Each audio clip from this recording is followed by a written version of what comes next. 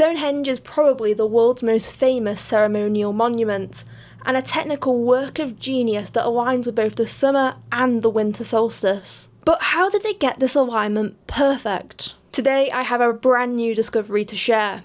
Archaeologists might have discovered the prototype of Stonehenge. I'm Louise, an archaeologist, and Wessex Archaeology invited me to this exciting press conference.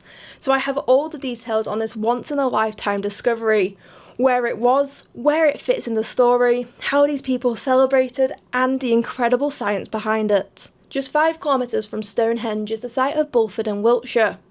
A team from Wessex Archaeology, led by Time Team's Phil Harding, discovered 2 post holes, 1 metre deep and located 120 metres apart. These each would have held a wooden post about 3 to 4 metres high and up to half a metre thick, a relatively simple but substantial structure. However, what makes this extraordinary is the posts were positioned to form a line pointing directly at the sun during the solstices. Groups of prehistoric people, not just the Wiltshire locals, gathered around these posts to watch the sun align 500 years before the Sarsen stone structure at Stonehenge was built, making this the earliest known solstice alignment in the Stonehenge landscape. This landscape's proliferation of celestial alignments has captured the human imagination for millennia. In just a few days' time, Stonehenge will be full of people gathered to celebrate the summer solstice in 2026. Near to the site is Lark Hill, an early Neolithic enclosure dated to 3700 BC, and the entrance of it broadly faces northeast, with the midsummer sun rising dead ahead over Sidbury Hill. Similarly, Phase 1 of Stonehenge's entrance, dated to 3000 BC, broadly faces the midsummer sunrise. At these sites we have no specific alignments, no structural settings, just facing in respect to the solstice sunrise. There was later an exponential increase with sites like Woodhenge, Durrington Walls, the Stonehenge Avenue and the Sarsen Stones at Stonehenge, moving from generally looking at the solstice to specific complementary alignments. Bulford is the first instance of facing both the summer and the winter solstice. It's the first actual proof that people were capable of measuring the alignment. The structural setting is an important part of the story of this human activity across millennia. These structures, which have no practical utilitarian purpose, are the religion of the Stone Age, manifesting in earth, stone and wood. We don't have a name for this sun worshipping, but this is how prehistoric people understood their place in the cosmos and how the universe worked. The who, what and why of this religion are unknown and left to speculation. However, the questions of where and how are becoming clearer. If you are enjoying this discovery, please let me know in the comments and like and subscribe for more archaeology content. At Bulford, the posts were not just a structure, but a gathering point for a community to come together to celebrate the solstices before more complex permanent structures could be built. A large number of people gathered here for potentially a few decades worth of solstices, evidenced through the 48 pits discovered on site, which included a wealth of pottery, animal bone, worked flint and charcoal. Some of the animal bones included aurochs bone, the giant, wild and extinct ancestor of the modern cow. While dangerous and difficult to hunt, the auroch rewarded them with enough meat to feed almost 300 people.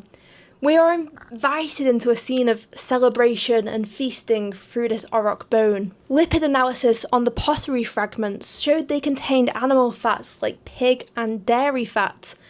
This specific pottery style is also unusual. The assemblage of woodland-style pottery from this site is one of the largest groups from southern Britain.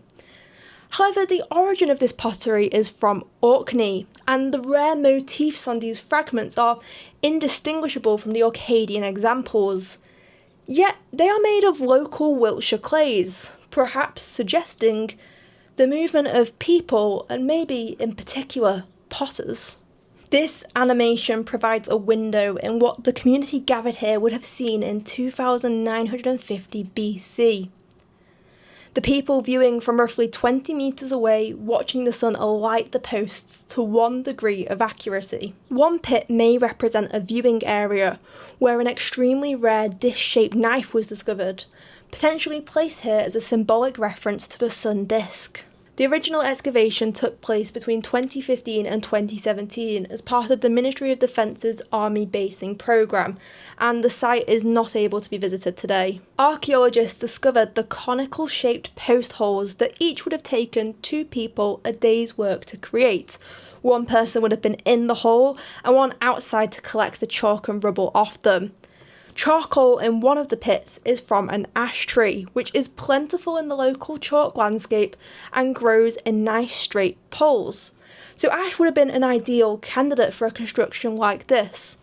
And interestingly, in modern paganism, ash has a significance, so who knows if this origin extends deeper into the past. The charcoal might be evidence of charring the pole to preserve it for more than a year, and backfill evidence suggests the site was dismantled, with the posts taken out, not rotting away on site. Phil himself was excavating one of these post holes, and later in the excavation drew a line with his ruler connecting the two, noticing the alignment was 50 degrees off north, and very excitedly recognised this might be on the line of the solstice. Dr. Fabio Silva, who is a leading skyscape archaeologist, was called in to investigate. The first thing he did was reconstruct the landscape without any houses or vegetation to see what it would have looked like 5,000 years ago, to make sure there was no hill blocking the view, so that would have made the theory completely void. Next, he added the posts into this landscape, accounting for the range of heights, 3 to 4 metres, and the width up to a maximum of half a metre. Then, using hundreds of years of accurate astronomy data, the same as NASA uses to launch satellites, he added the sky. And apparently, within reason, this software can be used to recreate the sky at any time or place in the world. Through looking at this location 5,000 years ago, it proved this solstice alignment exists. He created these animations which are similar to what will be seen at Stonehenge in a few days. Could this have been a coincidence? Well, only 2 post holes are at this site. They are contemporary, around 120 metres apart, and within a degree of accuracy.